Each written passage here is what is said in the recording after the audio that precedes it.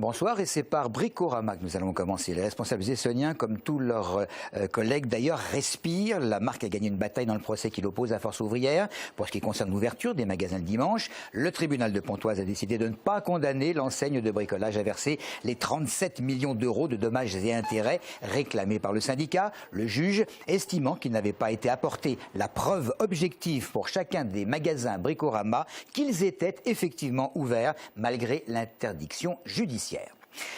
Les emplois d'avenir, évidemment toujours d'actualité, et continuent de faire des émules. Vendredi soir, c'était au tour de Défi Métier d'en signer un. La cérémonie se déroulait au sein de la mission locale de Massy, Vitacité, en présence du ministre de la Ville, François Lamy, que nous allons écouter.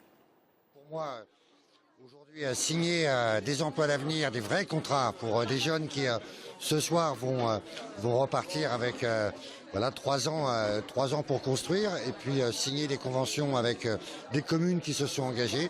C'est pour moi un acte majeur. À chaque fois que je me déplace, et là je suis un peu chez moi, pour moi c'est toujours un vrai bonheur, quoi. La mission locale Vitacité de Massy, dirigée par Fabienne Schremp, fortement impliquée dans les emplois d'avenir. Elle assure le recrutement de 12 autres jeunes en emploi d'avenir pour lesquels 2 conventions cadres seront signées avec les villes de Wissous et de Morangis. Le 10 octobre dernier, Franck Marlin avait déclaré que ce ne serait pas le maire de Pucet, qualifié de connard, qui gâcherait tout son travail en s'opposant à des travaux d'extension de l'agglomération Étampes Sud-Essonne. Le maire de Pucet n'a pas du tout aimé le qualificatif que lui a attribué le député maire d'Étampes. Grégory Courtas a donc assigné son homologue au tribunal correctionnel d'Évry pour y répondre d'injures. Si de nombreux écologistes et fronts de gauche ont apporté leur soutien au maire de Pucet, Franck Marlin considère que face à l'obstruction, je cite, de Grégory Courtas concernant l'intercommunalité de l'Étampes Sud-Essonne, il a dit haut et fort ce que d'autres pensaient tout bas. Fin de citation. Tout comme le plan canicule, Montlhéry met en place pendant l'hiver un plan grand froid. Un plan qui est destiné aux personnes fragiles, qui seraient isolées en cas de neige ou de verglas, bien sûr. Des équipes de la mairie se déplacent à domicile pour déneiger, pour saler, pour livrer des repas. Un service qui n'hésite plus à utiliser les habitants de la ville. Audrey Coll. Liliane a 80 ans. Elle vit seule depuis plus de 10 ans, mais reste décidée à continuer à vivre dans sa maison. Pendant l'hiver, la mairie et ses équipes se déplacent chez elle pour voir si tout va bien et surtout vient déneiger ou saler en cas d'intempérie. Je trouve que c'est bien parce que pour les personnes qui ont du mal à marcher et qui sont un peu comme moi, peut-être même pire que moi, qui ne peuvent pas prendre le balai puis pousser ça, pousser la neige, balayer les escaliers pour aller se ramasser en bas. Alors on reste chez nous et puis voilà. Car la maison de Liliane est pleine de pièges, depuis ses escaliers jusqu'à sa boîte aux lettres. D'autres personnes fragiles sont encore moins mobiles que Liliane. La mairie peut se déplacer pour de petites courses ou livrer des repas.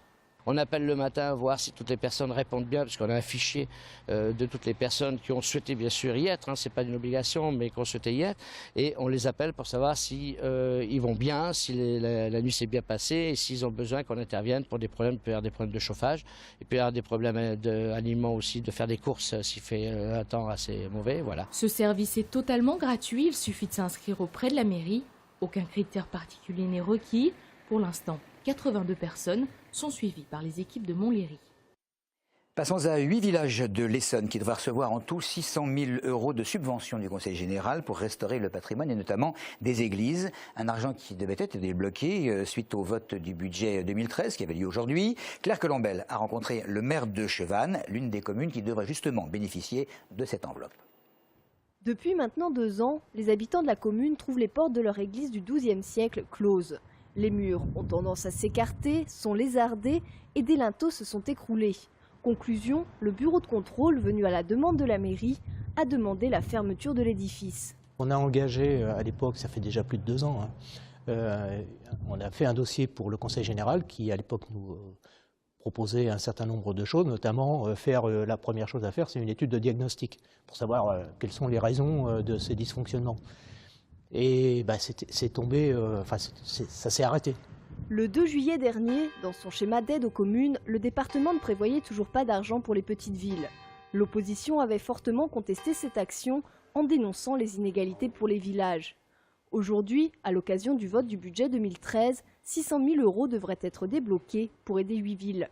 Nous avons écouté les petites communes et pris conscience des difficultés budgétaires pour boucler certains travaux importants, d'où ce dispositif exceptionnel, explique Jérôme Guetsch, le président du Conseil général.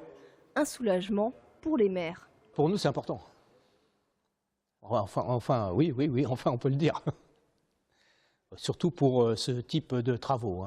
Pour d'autres travaux, on a eu des subventions du Conseil général. Notamment, on est en train de refaire notre mairie, là où on a eu une participation du Conseil général et du Conseil régional. Avec 1 million d'euros de budget annuel, plus cette aide, le maire espère pouvoir réouvrir cette église avant la fin de son mandat et accueillir de nouveau dans sa commune des cérémonies comme les mariages et les baptêmes. À propos de Conseil général, des mesures départementales en faveur du sport votées aujourd'hui. Principal objectif affiché, instaurer plus de diversité au sein des associations sportives du département et notamment dans les conseils d'administration. Autre cheval de bataille, la rationalisation des équipements entre communes d'une même agglomération. À noter que, côté finances, le nouveau centre essonien dénonce une baisse des aides allouées aux clubs sportifs. Une affirmation que conteste l'élu au sport du Conseil général, justement, Michel Pouzol. Moi, je pense qu'ils n'ont sans doute pas compris l'esprit dans lequel nous faisions ces modifications. Je vous avoue que ce qui m'importe, c'est que les clubs et les comités départementaux le comprennent, que nous continuons à être le premier partenaire du sport dans l'Essonne. Vous savez, on est sans doute le département qui aidons le plus fortement le sport aujourd'hui en France dans toutes ces variantes. Et si le Massy Essonne Handball a gagné samedi en Pro D2 face à Angers, d'autres équipes de hand essonniennes poursuivent leur saison dans un championnat national. C'est le cas de Saint-Michel-sur-Orge, engagé en National 2. Les Essonniens vont tenter cette saison de se maintenir à niveau. Éric Cottard. Le handball essonnien se porte bien. Si le Massy Essonne Handball réalise une belle saison en Pro D2, l'équipe de Saint-Michel-sur-Orge tentera cette année de se maintenir en National 2. Avec la formation de Savigny-sur-Orge qui évolue au même niveau mais dans une autre poule, Saint-Michel Sport espère poursuivre l'aventure de la Nationale 2 malgré un championnat difficile dans lequel bon nombre des équipes de la poule se sont renforcées pour jouer la montée en Nationale 1. L'objectif c'est le maintien et donc ça sera au pire la 10e place et pas autre chose. Difficile de rester en N2, d'autant plus avec peu de moyens et dans une poule comme la nôtre cette année où on a énormément de grosses équipes, où il y a 7 prétendants à la montée. Donc il y aura 2 championnats, 7 grosses équipes et les 7 autres qui essaieront de ne pas descendre. Ambitieux, le club essonnien voit l'avenir avec sérénité en construisant un projet qui pourrait envoyer Saint-Michel vers la Nationale 1 pour ensuite s'y maintenir durablement. Si aujourd'hui seule la survie en N2 paraît prioritaire, les dirigeants de Saint-Michel Handball ne se refusent pas de rêver à l'étage supérieur. Un projet de National 1, pourquoi pas, si ce projet de rassemblement arrive à se faire rapidement et donc se stabiliser pour le moment et puis viser la montée assez vite. 11e avec 14 points, 3 victoires et 6 défaites. Le maintien en N2 passe par un sans faute à domicile face aux autres mal classés du championnat.